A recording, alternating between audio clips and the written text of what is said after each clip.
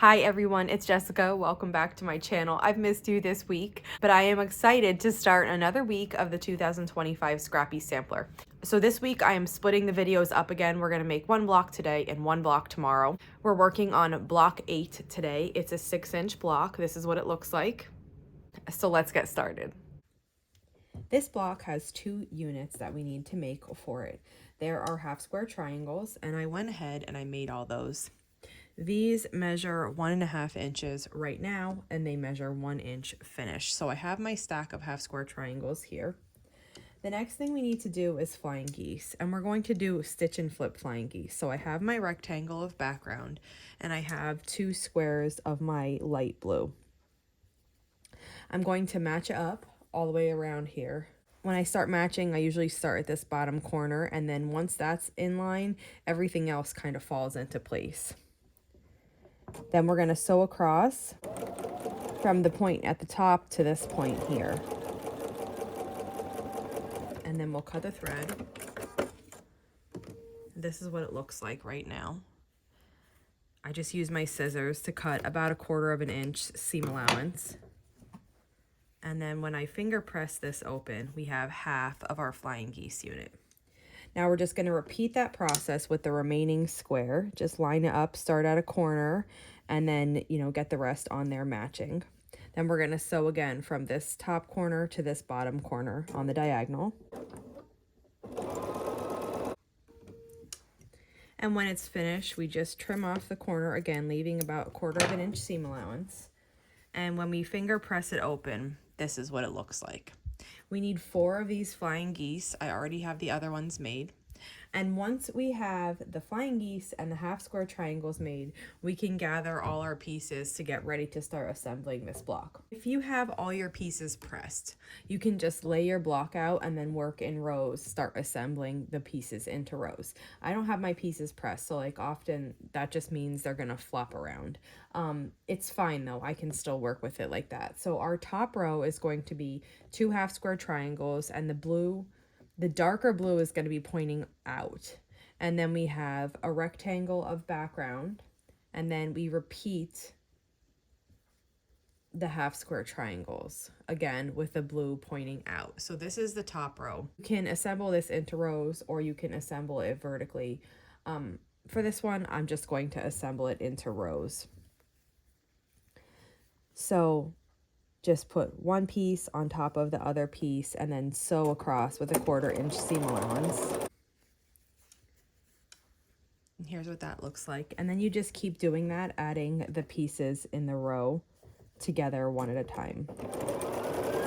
Sometimes when I have a block where there's a lot of rows and the top row and the bottom row are the same, just flipped over. Sometimes I chain piece those, and that makes quicker work of making these rows. So this is what the top row looks like, and then it's also the bottom row if you turn it like that. So we need to make one more exactly like this. The second row in the block is half square triangle, a square, one of your flying geese units, and the way that this is put in is like that with the light blue on top. Then another square, and then a half square triangle. And we need to make 2 exactly like this, and this is the second from the bottom row. So I'll show you what I mean by chain piecing these. First, I'm going to take my square and match it up on my half square triangle, and then sew across. And then what I do is I do the exact same thing again. Okay. Then we're going to add the next piece to these, which is a flying geese unit. So I just open it up. When the pieces are kind of small like this, it's a little bit fiddly, but you do get used to it. Okay. Then I'll open this other one up, and I'm going to put the flying geese in exactly the same way. So that has the light blue portion at the top and the background portion at the bottom. And then we just sew these. Next, we're going to open that up and then add a square of the dark blue to this side.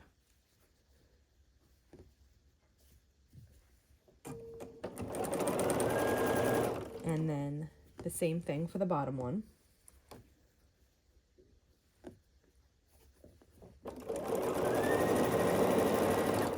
And the last piece we need to add to both of these is a half square triangle. I'm double checking the orientation of my pieces as I'm doing this to make sure that I'm not turning any. It's really easy to do that in every single block. It's just so easy to turn something. So I'm just double checking that as I add these. And I mean, I could still end up with a mistake and it's fine. You can either fix it if you notice it. If you don't, then it's okay. Now you can see I have two pieces that are exactly the same. And then if I just come through here and cut these threads, we kind of made 2 rows at once. One of them will be in the top part of the block and one of them flipped around will be in the bottom part of the block. So I'll set these aside. We need to make the middle row. And for the middle row, it's a background rectangle, the flying geese, the center of the block, which is this one, another flying geese unit, and then a background rectangle. And we only need one of these, so we don't need to worry about chain piecing this here. Okay, and this is what the middle row looks like then. So now once you have your rows, you can lay them out and we can start sewing the rows together. So here is the top row that we made. They're gonna flip back because they're not pressed, but it's fine.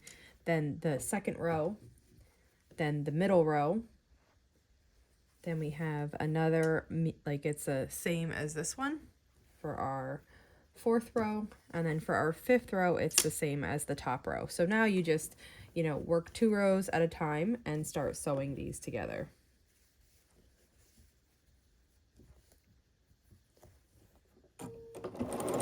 After you have the first 2, here we go, then you can add the middle row to this. Okay, here we are so far. Now we'll add the 4th row.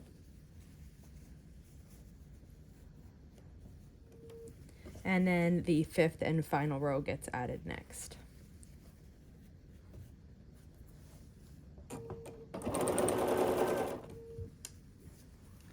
And here is what the block looks like. So the way I double check my placement on this is I look at the center square, I make sure that next to the center square it's all background colors and not the same color as this because my same color is on the outside. Then I make sure that I have 4 squares of the dark blue here, and then in each corner I make sure my half square triangles, my darks, are all on the outside. And I just double check every single corner, and when I know that I have it right, then this block is finished. So that wraps it up for today for block 8. This is what it looks like. If you have any questions on making this block, just let me know. And if not, I'll see you back here tomorrow for block 9. And also tomorrow we're going to be assembling the first row because we've made every single block in the first row already. So that is in the instructions below in the description. After we make block 9 tomorrow, we're going to go ahead and assemble the first row of my quilt too. So thanks for following along, and I'll see you back here soon.